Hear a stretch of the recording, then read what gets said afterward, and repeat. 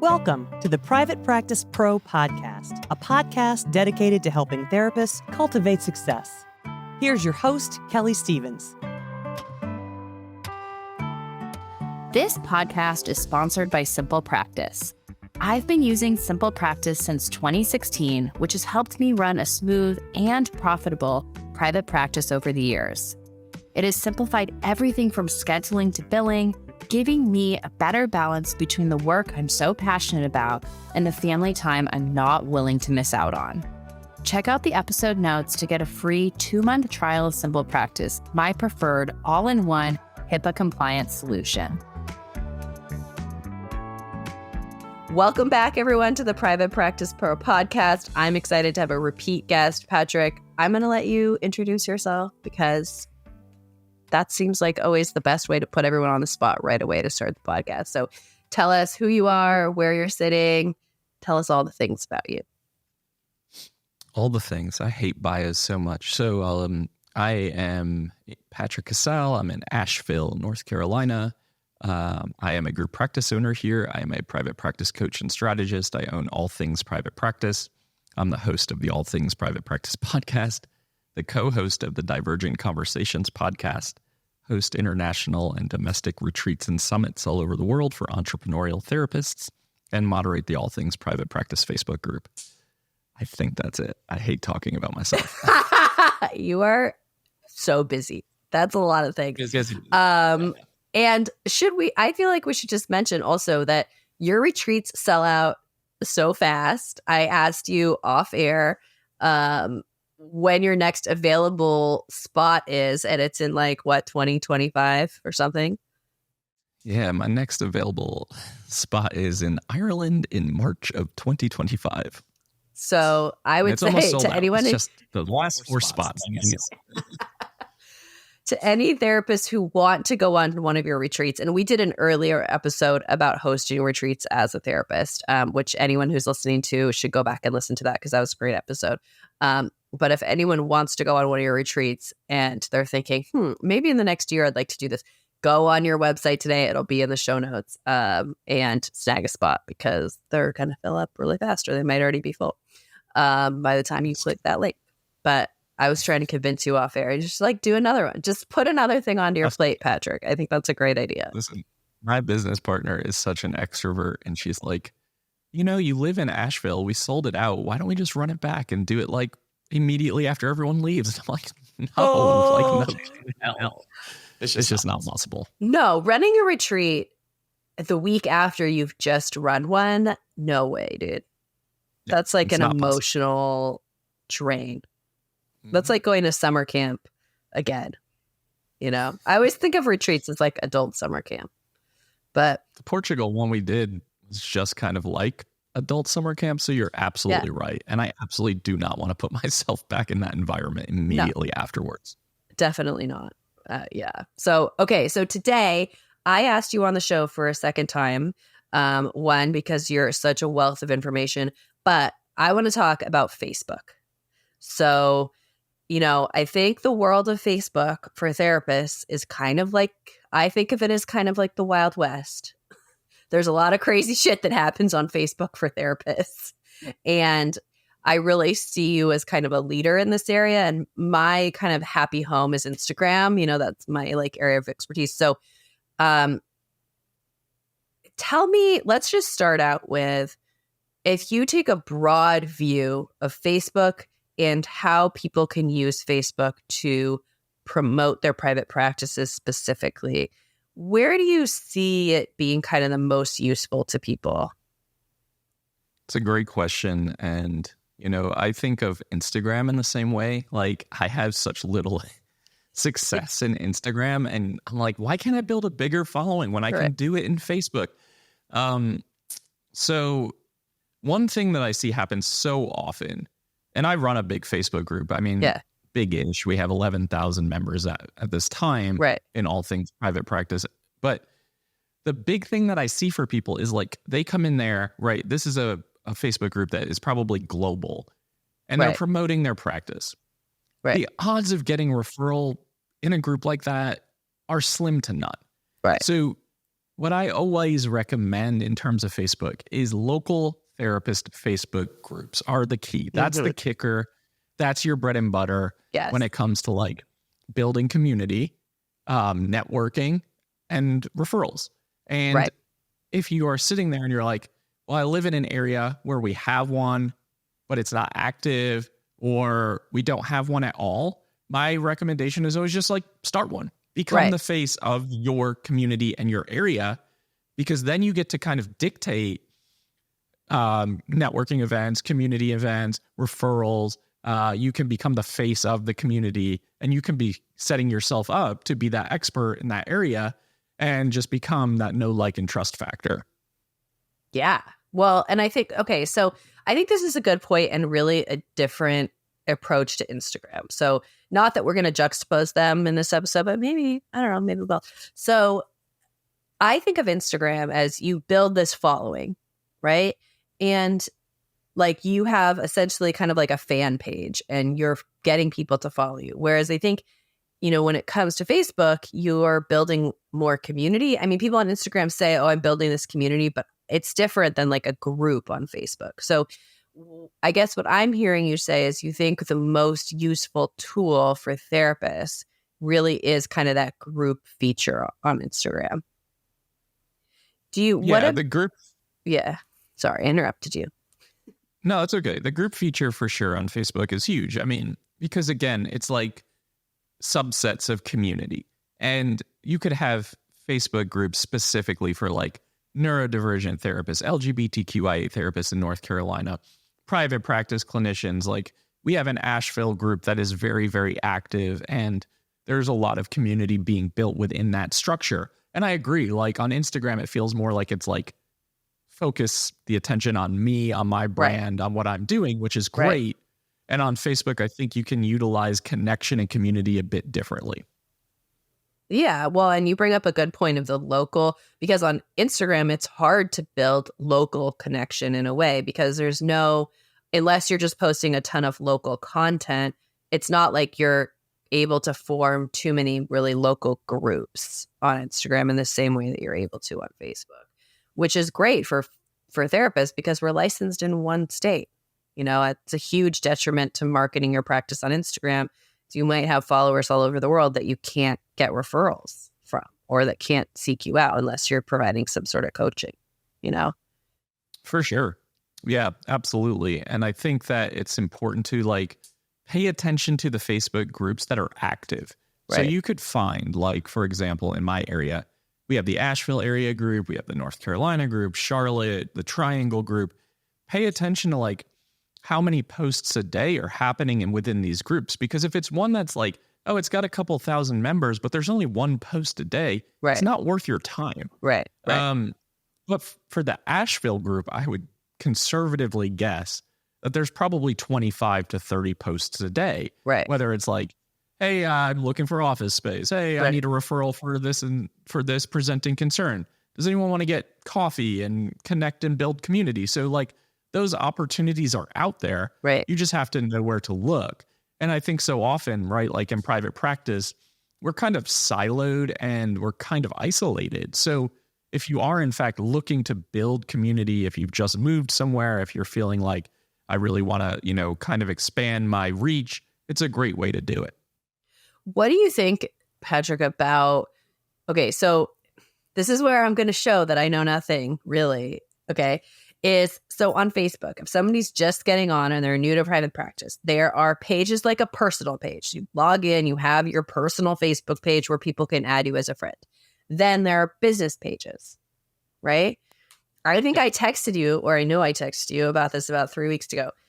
What the hell is the difference? Like, which one am I supposed to be trying to build? Am I supposed to like try to be getting a ton of friends, or am I supposed to be trying to get a ton of likes or followers? Like, what am I supposed to do? Tell me. Yeah, it's a great question. And honestly, I think there is a big difference between Instagram and Facebook right there. Because I personally don't think that, like, I think you should have a Facebook business page, but I don't think it's going to do anything for you. And what I mean by that is like, nobody's going on to a Facebook business page. Like think about a restaurant and interacting with that page. Like you're just not having discussions. You're not posting questions. Like you're not commenting on things. You might like a couple photos of the food. Right. But like in reality, it doesn't do a whole lot for you.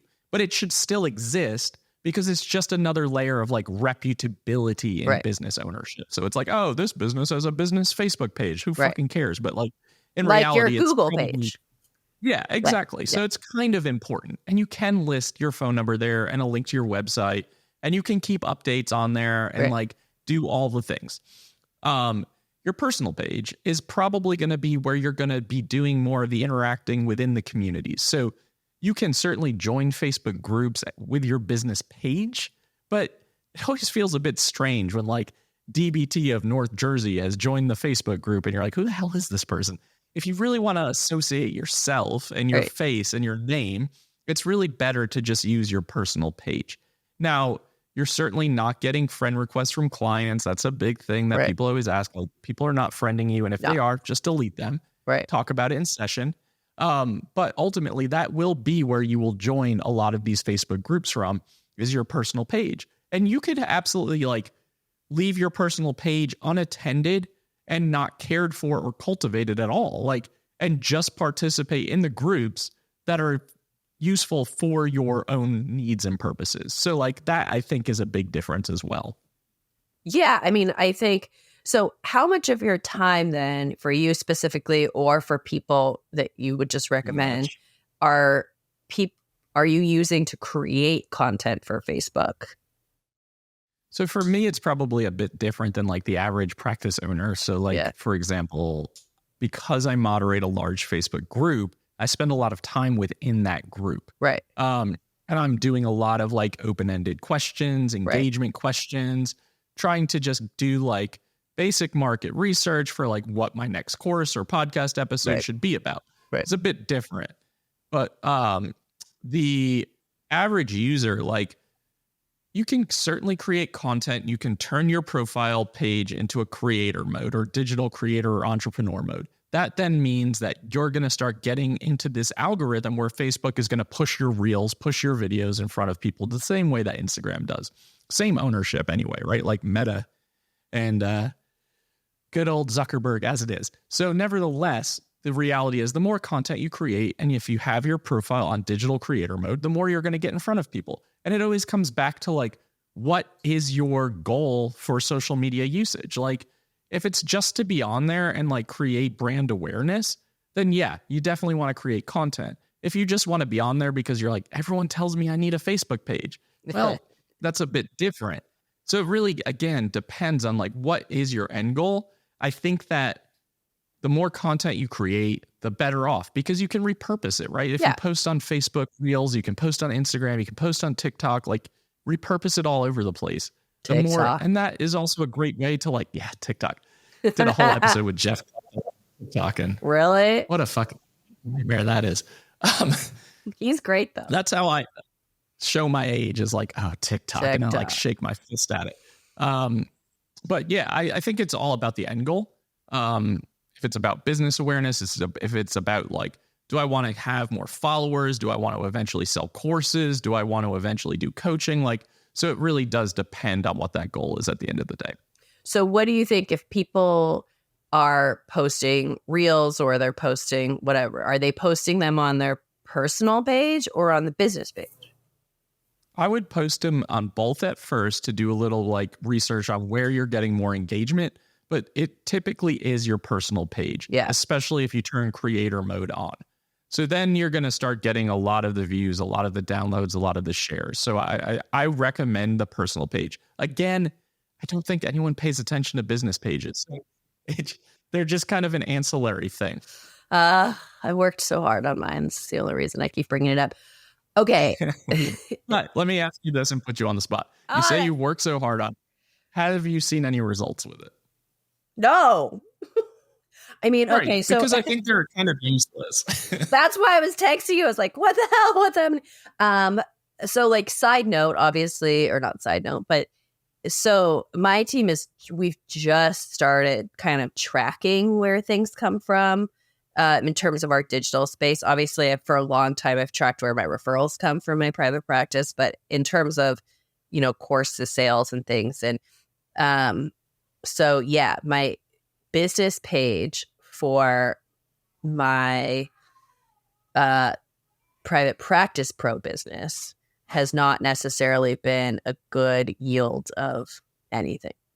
But so this is where I'm going to show a little bit of my bias at my age. So I had Facebook, in college, I think, maybe late college. And when people add me as a friend, for some reason, like, it feels personal to me. Even though on Instagram, I've got like fucking 50,000 followers or something. But for Facebook, it still feels personal. Like, I don't know. And even though like my page has no personal information, like, I'm like, I think it's the term friend. I don't know. Is this my own shit? Maybe. No, I think there's some truth to that. Like, add friend, that's a lot more personal than someone just clicking follow. And then especially if you have a Instagram page where you do not have to accept the follow, it just is automatic. You never really have to think about it, right? Like, it's just like, I gained 1,000 followers today. You're like, okay, cool. But in Facebook, it's like in your face where it's like, so-and-so wants to be your friend. And you're like, I don't even know this fucking person. Yes, exactly. And so what do you do about that? Like, do you know every one of your Facebook friends? No, of course not. But I have the mindset too, right, with like multiple podcasts and followings, like, as long as I look through their Facebook wall and it's not full of like racist, transphobic, homophobic shit, I'll probably accept it if we have some mutual friends in common. Right. And that can certainly bite you in the ass, because then that person slides into your DMs and is like, hey, nice, you interested in nice coaching eyes. program that I'm Yeah. And you're like, what? No, coaching of course program. not. Like, I get the ones that are like, looking good today. What are you up to? And I'm like, ah! So, I mean, anytime we put ourselves out here on social media, there's always going to feel like there's this like almost invasion of personal space and privacy, because if you are doing something business related, you do have to, unfortunately, get comfortable with the uncomfortable, which sometimes means like people cold calling you, DMing you. Like, the LinkedIn messages I get are the worst. It's like, oh God, but nevertheless, it does happen for sure. So. Yeah, I don't know why. Like, I think this is all my own shit, because on Instagram, I don't even think about it. Like, I get all kinds of spammy stuff, but I guess it's like, it's that word friend where I feel like I get like kind of like, what are we doing? And, that kind of thing. And then also, like, I think that I'm more private than people probably think I am based on the size of the following I have. I think people think that I'm like much more extroverted than I am, which I'm fairly extroverted, but I actually am more private, I think, than people think. So I'm always like a little like, oh, okay. So anyway, I'm going to pivot. What about, so when people add you as a friend, here's another dumb question. Isn't there a limit on the number of friends you can have? No, I don't think there's a limit. At least I haven't found that to be true. Yeah. But I'm definitely like selective. I'm like, I probably get like 25 to 30 friend requests a day. Right. And I probably accept like 3 of them. Right. Usually it's if I can't tell, like, if you're not in the mental health or entrepreneurial space, right. If you don't have mutual friends in common, if you have like a bunch of shit on your wall that I know Crazy is going to lead shit. to all out, right, then I'm going to hit decline and delete. Right. But because, again, if I'm building my audience that way, I'm more often like inclined to just accept it if you check all the boxes. So I made the mistake early on in having my private practice of assuming that I was just building my friend page. Okay. And then what I did was I didn't accept any friend requests for like 2 years. And I opened them up one day and I was like, oh my God, this is different than Instagram. I have to actually accept all these friend requests. Anyway, maybe this is obvious. But isn't there an Instagram feature, though, like if you have a private account where you do have to manually accept each additional request too? Yeah, I don't have a private account, though, so I don't know. I mean, I do for my personal life, but I don't for my private practice or whatever. At this point, I've stopped advertising my private practice on social media because I'm no longer taking any new clients, or at least right now I'm not. And so it just became overwhelming to like maintain both my private practice pro business and my private practice. And I got enough referrals, or I tend to get plenty of referrals just from word of mouth and from people in my area, that I was like, that I can't like put it out there on social media too. So Right. it kind of depends. Hey, therapists. Are you listening to this show and thinking, I really want to launch my own private practice, but I have no idea where to start? Make sure to check out Kelley's Private Practice Roadmap course. In the course, Kelley gives you the exact steps you need to open your own thriving practice. You can find the link below in the show notes. So we kind of covered this idea of like joining local Facebook groups. What do you think are kind of like best practices? Like, what is some Facebook etiquette for Facebook groups? So here's what I see a lot of, and this is what I coach people not to do, is like you join the Facebook group, you're all excited, you're in the Asheville area counseling professionals now, Right. and you finally got admitted, and you immediately start posting like, hi, my name's Patrick, I accept Blue Cross Blue Shield, I work with these clients, here's my website, send me clients. And people are like, Granted. no. Because we are a society, and humans are relational people and beings in general. So like we want to know a little bit more about that. And we want to know that it's not one-sided. So like reciprocal relational building is important. And I think the way I always say is like, introduce yourself into these groups, get past the vulnerability, imposter syndrome shit, and just type out a statement. And it's like, hey, I'm Patrick. I just opened my practice. I'd love to meet more people in the community so that I can refer to you when it's not a good fit or whatever. Would anyone want to get coffee or Zoom coffee and meet up and just talk a little bit and just leave it at that? Yes. And that's all you have to do, opposed to saying like, the whole laundry list of specialty areas and insurances you accept and all the other things. And it's like, this feels really one-sided. It feels really centered on you. When in reality, you're trying to build relationships and get to know everybody else. This is really not the way to go about it. Yes. I mean, I think that's across the board, don't you? Like anytime people come at me with their marketing and it's focused on them, it's cringy. Yeah. Unless we have a relationship and I text you and I was like, hey, Kelley, I'm launching this thing. Right. And I really would love if you promote it if you're willing. Right. That's different because we already have established a relationship. Totally. If you just like start off the bat with like, hey, here's my thing, promote it. You're like, no. Right. No. And like, we wouldn't do that with any service, let alone therapy clients who we hold very like dear and valued to us. Right. And I mean, just like an automatic pitch when someone goes into it. I see this on Facebook groups all the time. I see this in my Facebook group. I have like a private Facebook group only for people who are in my courses or buy one of my products. And it's primarily for them to be able to ask questions and say, okay, on this module, I had this question about this thing, and then I could respond, and that way everyone can see it. But still, every once in a while, I accept someone into the group on accident that wasn't actually in a course, and immediately there's a pitch. And I'm like, what good is this doing you? Like, is this actually getting you clients? Yeah. Which is always shocking. Okay, so here's my other question for you, or thing I'm just interested in knowing. So in Instagram world, a lot of times people are creating content and their ideal client may or may not see that content and then choose to call them. When it comes to Facebook, we're saying best practice is to not accept friend requests from clients or potential clients. So would you say then that the benefit of Facebook is more connecting with other professionals in order to get clients? Yeah, I think so. Yeah. I don't think you're going to get a lot of direct referrals from a Facebook personal or business page. Right.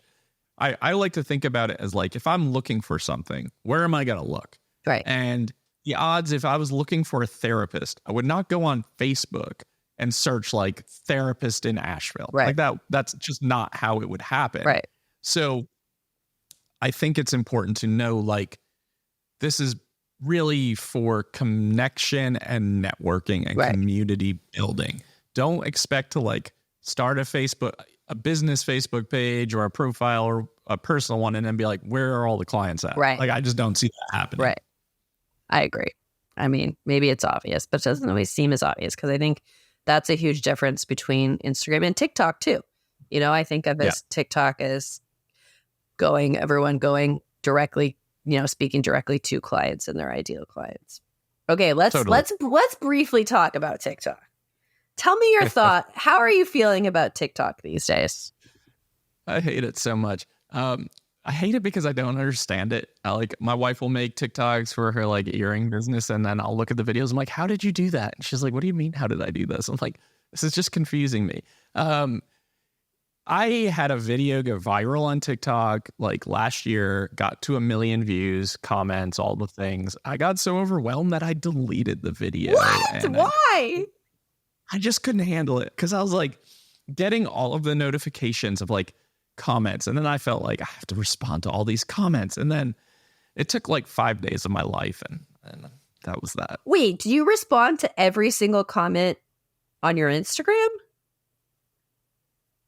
Yeah. Patrick! Well, so much smaller than yours on Instagram. So it's easier. Yeah, but you have Facebook, you have Instagram, and you have TikTok. Like, how many hours a day is that? Like, thankfully, I never opened a TikTok app, so it doesn't matter.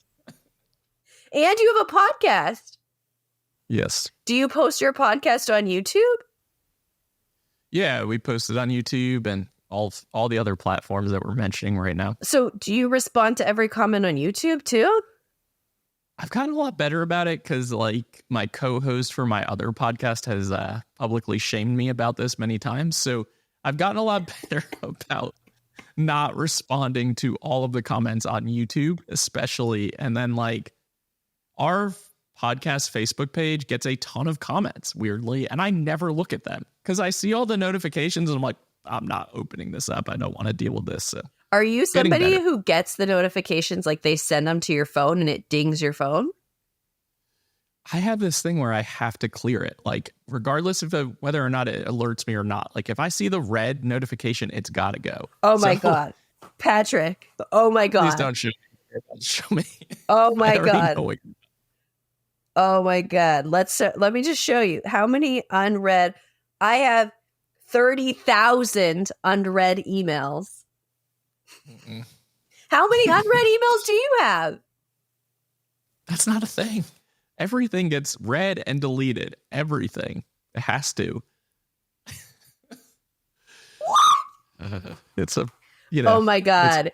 You would have, this is why I'm always the one who's late to our meetings and you are always on time. But you have more emails to read. So. You know, listen, I have to delete them, but it's a problem because I delete them and then I'm like, oh fuck, I needed it. And now I can't find it. That happens a lot. Oh yeah. That doesn't happen to me because I never go look for it. But you know what I did? Here's my workaround. I just made it so that the little red circle on my iPhone saying that there's a notification there just doesn't appear. So I have to go. I don't have an iPhone. I would love that feature. If Android has that feature, I would gladly take it. I also don't get any notifications that ding to me from any social media. So in order for me to see that I have Instagram comments, I have to go into Instagram and look. Right. Otherwise, I would go crazy. I can balance, you know? Yeah. I mean, I have found for me that I do respond to comments. I go in each night and I look at each of the reels. And if somebody's asked a question or something, I will answer it like when I'm watching TV. But if I do it throughout the day, it's hard for me to stay present in whatever else I'm doing. Because then I end up on some like, what happens to me is I feel like I end up in these like mini coaching sessions on social media. And then I'm like, wait, this is not my job, you know? How to get an EIN without paying it for it?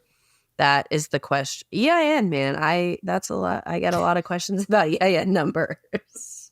Anyway. The one that I'm getting a lot of right now is, can I deduct therapy costs if they didn't pay for therapy?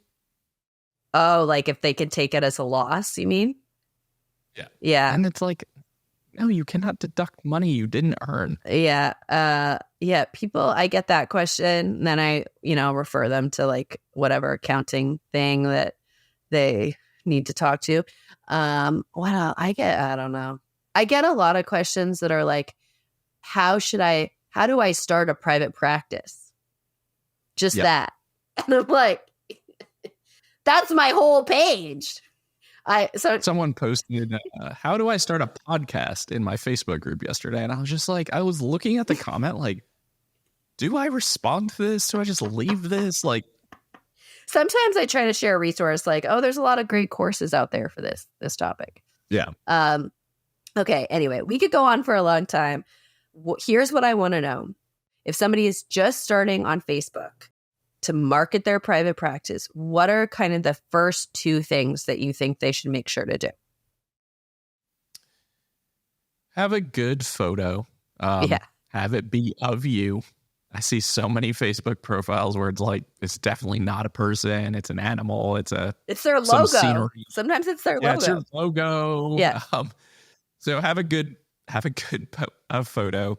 Make sure all your contact information is up to date. At least the contact information that you are okay with sharing out into the Facebook world. Make sure all that stuff works. Like, I can't tell you how many times I click on links that are broken or, like the phone number has one less digit than it should or whatever the case. It's just like this attention to detail stuff. But really just just thinking about like, how much time do you want to spend on social media? I know a lot of you listening are going to be like, I want to spend none. But like, you have to spend some. Yeah. And I think you have to determine where you want to spend that time. If it is on Facebook, get really intentional about your purpose for being on there. Like, because there are a lot of great resources that exist in the Facebook world, including some really good Facebook groups. So like, there's a lot of ways to get free support. Therapists, I know you love free support. People love So like, there's a lot of ways to get the information that you're looking for. And just know, like we've been talking about, that you're probably not going to get a lot of client referrals directly from your Facebook pages. Right. But you will get client referrals from the connections that you make from Facebook. Yes. Okay. I agree with everything you said. Patrick, again, there are about 15 other topics we could talk about. I'm sure we'll have you on the podcast again, probably sooner than we think. And I'm just telling everybody, again, to remind you, if you want to go on one of Patrick's retreats, sign up today, because then you can go, in a year and a half. So thank you again for being on the podcast. Ask Kelley Anything is just around the corner. But first, a word from our sponsor.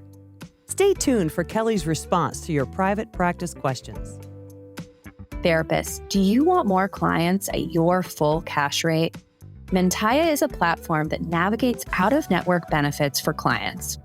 They get clients on average 70% back on therapy by filing claims and chasing down insurance companies. They handle literally everything so that you can focus on what matters. Click the link in the show notes to learn more and get 1 month free using the code PRO. On this week's Ask Kelley Anything, we have kind of a funny question. I'm excited for you to hear it, so let's play it. Hi, my question is, if you and your husband are both counselors and one has already opened a private practice, is it wise to join together a spouse with one private practice or separate private practices? Thank you. Look forward to hearing responses. Okay, so this person asked, I don't know why I'm laughing, but if your spouse already has a private practice and you are both therapists, is it wise to have a practice together? Now, anyone who's listening to this show might not know, my husband is actually a psychiatrist. And I will tell you that my bias right away is toward no. And that's for a variety of reasons. But I don't necessarily think that the answer is that I'm going to give you is the only answer. Every couple has to decide what is right for them. So my personal experience is that my husband and I have actually never even worked on a case together. So even though he's a psychiatrist and I'm a therapist, and certainly it would be easy for us to work together, we have not worked with a single client together. And my reasoning for this actually comes from very early on in my experience of therapy, where I lived with one of my very best friends who is also a therapist, and we were roommates. And we lived together. I like to think I have pretty good boundaries, and actually she has really good boundaries too. And we had situations where we shared clients, or we were not shared clients, but we were on cases where maybe she was the family therapist and I was the teens therapist, or she saw a couple and I saw one member of the couple. And through the years, we had situations that came up, not very often, where we had clients in common. And even though we had really good boundaries, just the fact that we lived together meant that it was just too much when it came to also working together. And we weren't in a romantic relationship. We were just roommates and we were friends. And really quickly as that happened, I realized at that time my husband was in medical school and wasn't yet practicing. I said to myself, I never want to be in a situation where I might share a client with my husband, because it's already complicated when it comes to working with clients. And I don't want to complicate it further by thinking to myself, you know what, like maybe I would have handled this differently, maybe I wouldn't have, and that sort of thing. So my bias is I probably would never open a practice with my significant other. When Sam and I, my husband, first started out in our careers, I think in the back of our minds, we both thought maybe one day we'll open an office together. And I don't want to say never, but I don't see that happening anytime soon. As we've kind of evolved and grown into this field, we like our boundaries. We like to be able to come home and just watch Parks and Rec and kick back and not talk about work and not have to worry about kind of, are we performing in the right way or that sort of thing. So I would say no.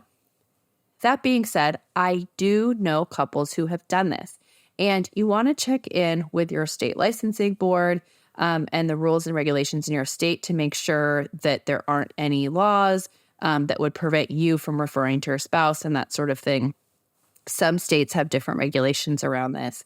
But I would say if you feel like your couple's relationship could navigate this well, then what I want you to think about is what would happen if you have a client and you guys were sharing them in some way, or you had some crossover and you disagreed about the approach.